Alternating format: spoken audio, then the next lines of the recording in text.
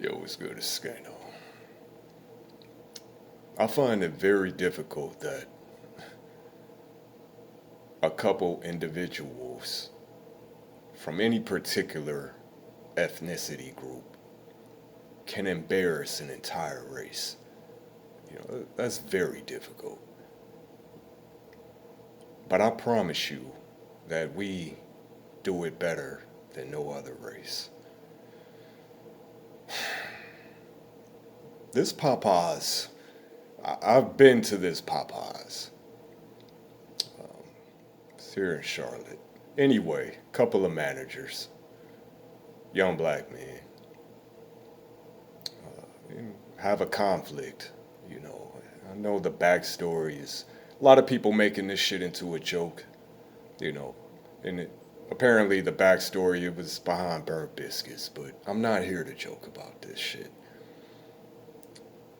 So they decide to go outside to settle their differences, and they engage in a fist fight. And at which point, you know, one individual begins to lose that fist fight. He ups hammer. I guess he had it on him the entire time and shot this dude to death behind biscuits. But not really. Obviously, not even close.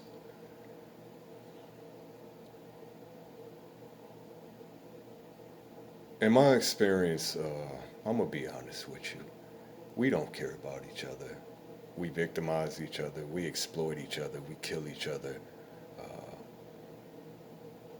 you know, we deceive each other. And you could say that's human nature in general. It's true. But I think black people have adopted a bondage mentality. And I know this for a fact in the hoods, a majority of hoods, because I've been in different hoods in different cities, not just Cleveland and Ohio. But one thing I picked up on is the bondage mentality. Now, some people call this victim mentality. Now, I suppose they're one and the same if you really want to get down to the. But if you think of black culture, where does black culture a derivative, a direct result of bondage and oppression, right?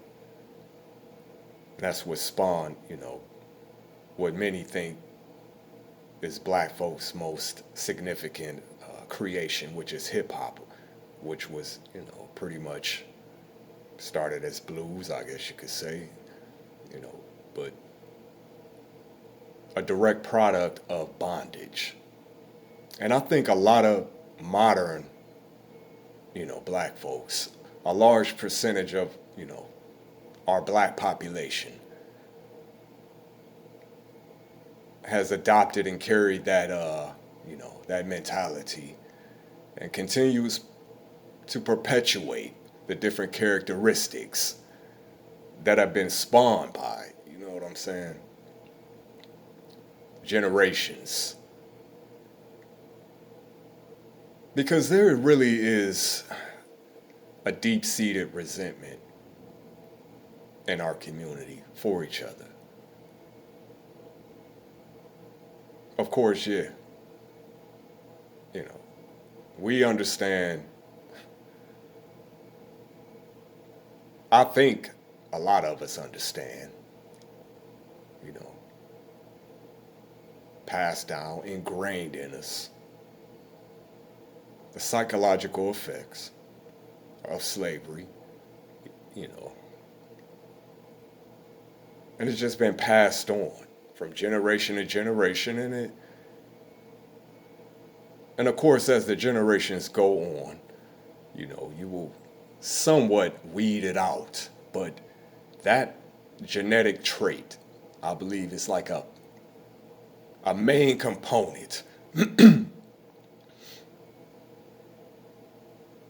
The self-hatred, the self-resentment. We hate each other. How else can you explain what's going on in a lot of our communities? So I grew up, I was tapped into the 60s, civil rights movements,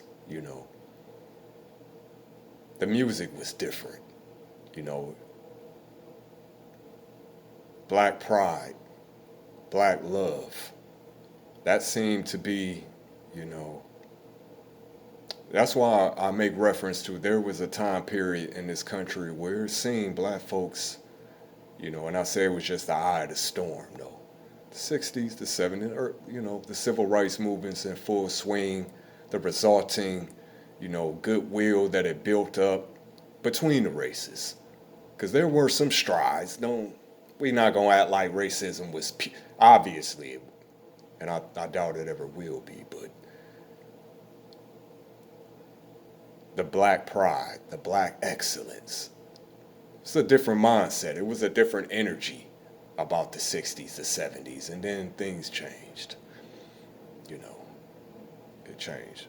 And obviously, crack, you know, the drug epidemic in general had a lot to do with that, displacing fathers, destroying families, the family structure, and I think that's a large part of what led us to where we are.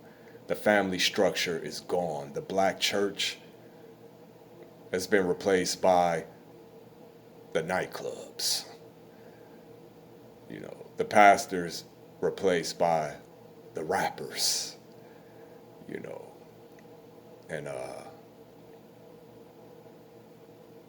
it's a cultural shift because there's a large part of our community, we're pulling against each other. You know, there's a segment that's delving down, you know, one road, and we have you know, a large percentage of us who are, you know, looking to travel to a higher path. So when I say this ratchet, you know, the ratchetness being celebrated, being incentivized, monetized, you know, we can't keep blaming the system. We can't keep blaming oppression. You know, we have become the oppressors. You know what I'm saying? And it started with the drug dealers. And greed, no family structure, core moral values, because our value system was on a higher plane than the power structure that existed, obviously. Being a direct product of the injustices committed by that, you know, that system, our value system,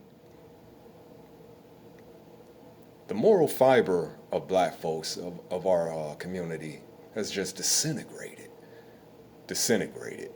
And I'm not to say that, you know, human nature is what it is, but certain things were kept in the dark, not pushed to the forefront, and like I said, glorified and monetized, incentivized.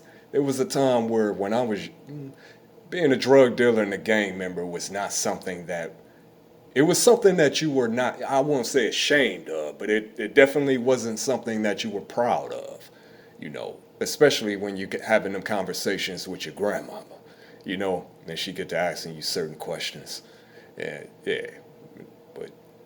But now we glorify righteousness and have adopted a bondage mentality.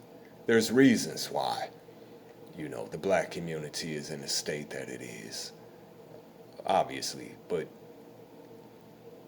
I know firsthand people are using, like I said, I'm so ghetto, and by that I mean I've spent a large majority of my childhood and even up into my early adulthood in hoods. Like I said, various hoods. And one thing that's consistent is a tap out mentality. Bottom line, that's what a lot of black people just tapping out. They want the easy way. You know, if it ain't finessing, if it ain't scamming, trapping, you know, nobody wants to get down and dirty. and grind for it. And I mean, really work.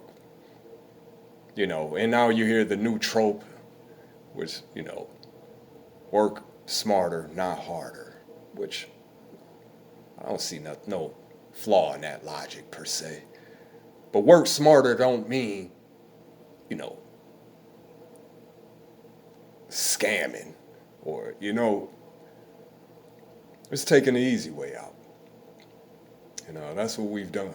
We've adopted a tap out mentality. Not all of us, but a lot of, And at one time I was on that, I distinctly remember being 15, 16 and thinking, why would I even worry about, retirement?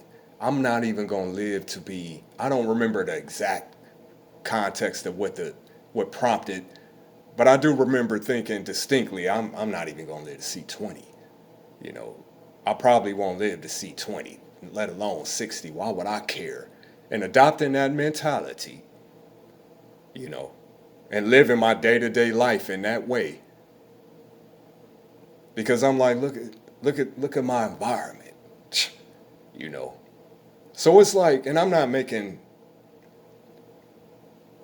you can overcome damn near any obstacle, but you can't overcome your own mind working against you. That's one thing you will not overcome. So having these built-in, self-defeatist, nihilistic at times, viewpoints or perception of life in general. A lot of hood people think this way. They don't openly say it. Why do you think these young niggas crash out so easily, man? Why? They don't have no belief in themselves. They've already have a built-in ideology of self-defeatism. The system against me, the law, everything is against me. So if I do crash out, shit, that was meant to happen anyway. And adopting that, and running with that mantle. That's why we have a crash out culture now that glorifies murder and criminal activity. You know what I'm saying? Niggas just have tapped out mentally, psychologically, and use that shit as a, basically an excuse, to adopt, like I said. So we went from slavery to a generation of revolutionists, you know what I'm saying, who showed the rest of the world that the black community, they were capable, they were dignified, they did have moral compass. And in a matter of a couple decades, we totally, we destroyed that entire legacy. And this is what we have today. Crash out culture. And of course the media perpetuates this, so. We know the symptoms, we may even know the source of the infection. The cures. What are the cures? Only Christ. 216 Scano. You already know.